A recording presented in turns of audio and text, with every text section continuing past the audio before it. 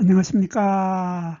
한눈에 알아보는 우리 나무라고 하는 나무도감 책을 집필한 박승철입니다. 오늘은 이 가막살나무 중에서도 가막살나무 앞에 덧잎이라고 들어간 덧잎 가막살나무, 이런 나무가 있는데, 이 덧잎 가막살나무가 어떤 나무인지, 그리고 왜 가막살나무가 아니라 앞에 덧잎을 붙였는지, 그리고 덧잎 가막살나무는 어떤 특징을 가지고 있는 나무인지에 대해서 오늘 공부해 보도록 하겠습니다.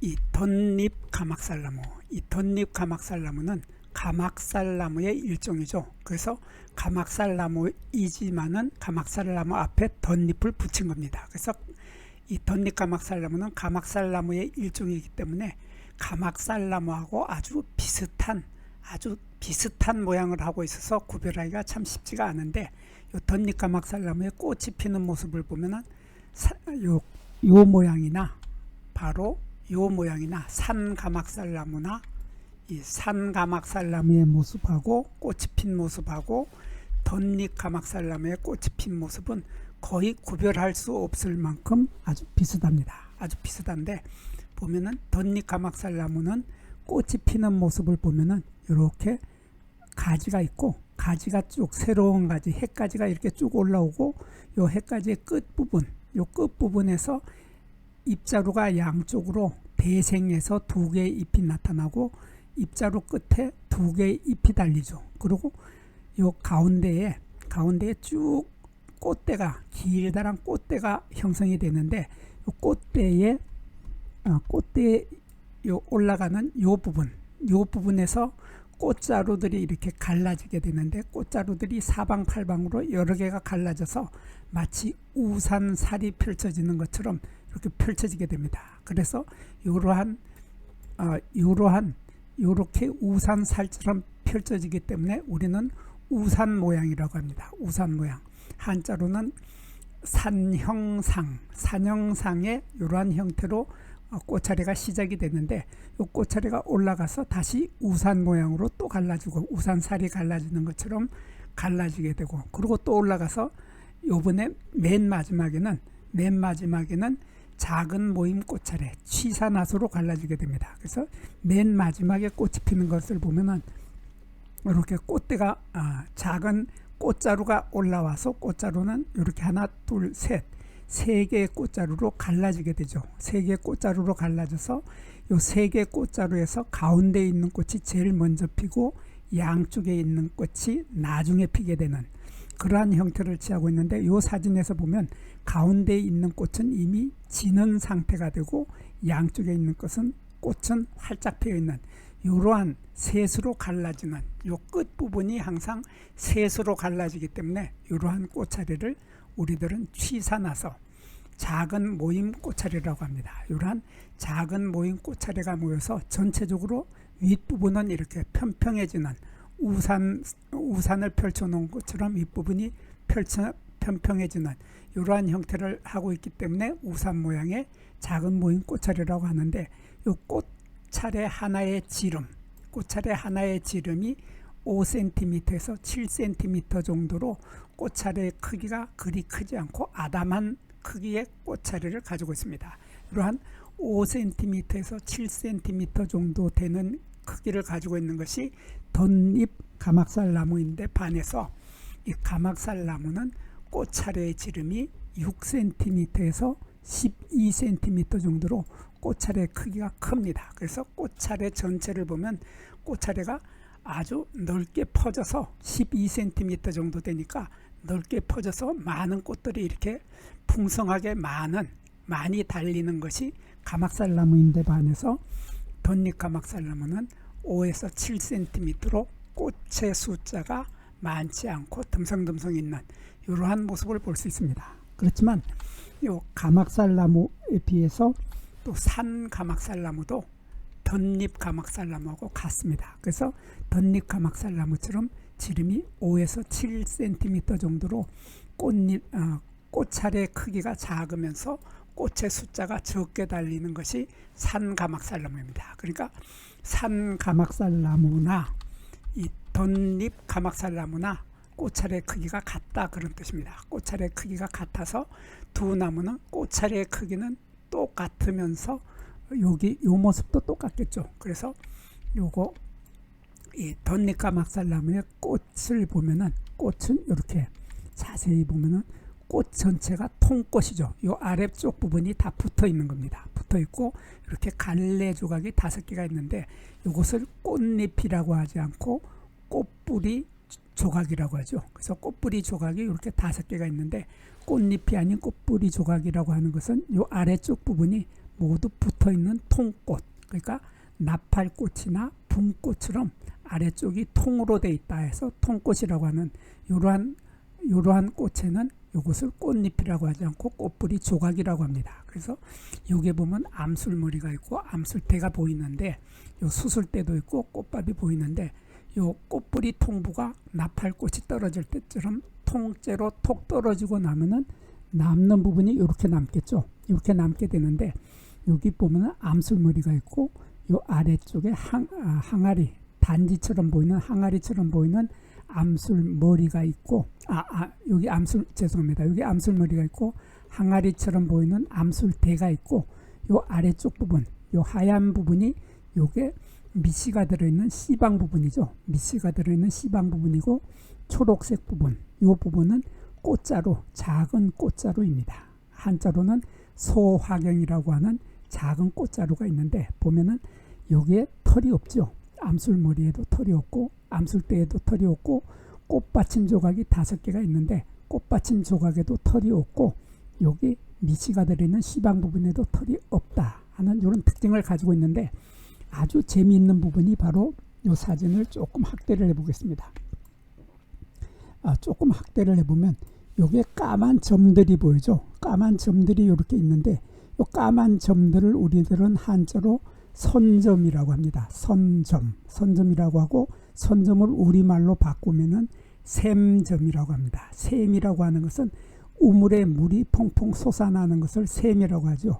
그것처럼 이 샘점에서는 액체가 퐁퐁 솟아나온다 해서 이러한 까만 점들을 샘점이라고 합니다. 이러한 샘점들이 있으면서 이 꽃자루, 작은 꽃자루, 소화경이라고 하는 이 꽃자루에 보면 이런 털들이 보이는데 이 털들의 모습이 마치 샘털처럼 보이죠. 한자로는 선모라고 하는데 이 털의 끝 부분이 동그랗게 보이죠. 동그랗게 보이는 이러한 동그랗게 보여서 이 털의 끝 부분에서 액체가 솟아나는 이러한 털을 우리는 선모라고 하고 한자로 선모라고 하고 우리말로는 샘털이라고 합니다. 이런 샘털 같은 것이 이렇게 보이는 이러한 아주 재미있고 신기한 털을 가지고 있는 것이 바로 덧잎 가막살나무인데 반해서 이 산가막살나무는 그러한 샘털이 없죠. 샘털이 없이 그냥 이렇게 보면은 샘점만 하얀색으로 보이는 요 샘점만 있다 하는 이런 차이점을 가지고 있어서 산가막살나무하고 이 덧잎가막살나무는 요 샘털이 있느냐 없느냐로 두 나무는 구별을 할 수 있게 되겠습니다. 그리고 요 두 나무는 보면은 여기 지금 요거는 덧잎가막살나무인데 덧잎가막살나무는 어린 가지가 이렇게 올라오는데 어린 가지에서 여기 입자루가 이렇게 2개가 양쪽으로 대생해서 양쪽으로 나타나는데 이 어린 가지와 입자루 사이 이 부분을 엽액이라고 하죠. 한자로 엽액이라고 하고 우리말로는 잎겨드랑이라고 하는데 이 잎겨드랑이에 이 잎이 아주 길다란 마치 실처럼 길게 보이는 이러한 것이 턱잎이 있습니다. 이런 것을 턱잎이라고 하는데 한자로는 타겹이라고 하는데 이러한 턱잎의 모양이 실처럼 길게 보이는 이러한 형태의 턱잎을 가지고 있는 것이 바로 덧잎 가막살나무입니다. 그러니까 여기 보면은 산가막살나무에서는 이러한 턱잎이 없죠. 턱잎이 없는데 이 덧잎 가막살나무에서는 분명한 턱잎을 가지고 있습니다. 이러한 턱잎을 가지고 있으면은 덧잎 가막살나무이고 가막살나무에도 보면은 턱잎이 없고 여기 보면 턱잎이 없고 산 가막살나무에서도 턱잎이 없죠. 턱잎이 없는데 반해서 덧잎 가막살나무에서만은 이렇게 실처럼 가늘고 길다란 이러한 턱잎을 가지고 있다 하는 특이한 점을 가지고 있습니다. 그리고 이 덧잎 가막살나무, 이 덧잎 가막살나무는 이 산 가막살나무처럼 이렇게 잎 뒷면, 요게 잎 뒷면이고 요게 잎 표면인데 잎 뒷면에 요 중심맥이 이렇게 있고 견맥이 이렇게 둘로 갈라지는데 양쪽으로 갈라지는데 중심맥에 털이 있습니다. 이렇게 털이 있고 요 표면에도 중심맥에 털이 있는데 중심맥과 견맥에 털이 있는데 중심맥과 견맥의 사이 요 부분에는 털을 가지고 있지 않다 하는 이러한 특징을 가지고 있는 것이 덧잎 가막살나무인데 거기에 비해서 가막살나무는 보면은 이 중심맥하고 견맥의 사이 이 부분에도 털을 많이 가지고 있다 하는 차이점을 가지고 있습니다. 여기도 보면 잎의 표면에도 중심맥과 견맥이 있는데 이 사이에도 털을 많이 가지고 있는 것이 바로 가막살나무이고 거기에 비해서 산 가막살나무는 조금 전에 봤던 덧잎 가막살나무처럼 중심맥하고 견맥에는 털이 있지만은 요 중심맥과 견맥의 사이 이 부분에는 털을 가지고 있지 않은 것은 이 산 가막살나무나 이 덧잎 가막살나무나 같은 털을 이렇게 털이 없다 하는 공통적인 특징을 가지고 있으면서 잎의 모양을 보면 이거 덧잎 가막살나무인데 잎의 모양은 확실하게 이렇게 도란형, 한자로 이렇게 도란형인데 우리말로 거꿀 달걀꿀이라고 합니다. 달걀을 거꾸로 세워놓은 듯한 이러한 거꿀 달걀꿀의 형태를 하고 있는 것이 덧잎 가막살나무인데 뾰족한 톱니가 아래에서부터 끝까지 연결이 되고 끝부분에는 갑자기 뾰족해지는 이러한 잎을 가지고 있습니다. 그리고 이 덧잎 가막살나무는 열매가 9월달에 이렇게 빨갛게 익게 되는데 이 열매도 고든씨 열매 핵과입니다. 핵과이기 때문에 이 고든씨 열매의 핵과의 대표적인 복숭아처럼 이 열매 하나에도 얇은 열매 껍질이 있고 복숭아처럼 열매 껍질 속에는 액즙이 많은 과즙이 많은 열매살이 들어있고 열매살 속에는 딱딱한 씨앗, 단단한 씨앗이 들어있기 때문에 단단한 씨앗, 딱딱한 씨앗이 딱 하나가 들어있기 때문에 이런 열매를 고든씨 열매, 씨가 딱딱하다 해서 고든씨 열매라고 합니다. 이러한 고든씨 열매를 가지고 있고 여기에 보면 어린 가지에도 보면 이렇게 초록색의 어린 가지가 나타났는데 여기에 길다란 털이 있죠. 이러한 털을 가지고 있고 털을 가지고 있는 것이 바로 덧잎 가막살나무인데 반해서 이 가막살나무는 보면 어린 가지에 보면 이렇게 털이 있는데 털이 잔뜩 많이 있죠. 털이 잔뜩 많이 있고 이 털은 일반 털이 아니라 별 모양의 털, 한자로 성모라고 하는 별 모양 털이 빽빽하게 많이 있으면은 가막살나무이고 또 산 가막살나무는 조금 전에 봤던 덧잎 가막살나무와 마찬가지로 가지에 별 모양의 털이 아닌 일반 털이 아주 듬성듬성 있다 하면은 산 가막살나무이고 마찬가지로 덧잎 가막살나무도 잎 어린 가지에 이렇게 털이 있는데 조금 전에 봤던 산 가막살보다는 많지만은 그렇다고 가막살나무만큼 빽빽하지는 않다 하는 그리고 별 모양의 털이 아니다 하는 이런 차이점, 뚜렷한 차이점을 가지고 있는 것이 바로 덧잎 가막살나무였습니다. 여기에서 잠깐 구독과 좋아요를 누르는 시간을 갖도록 하겠습니다.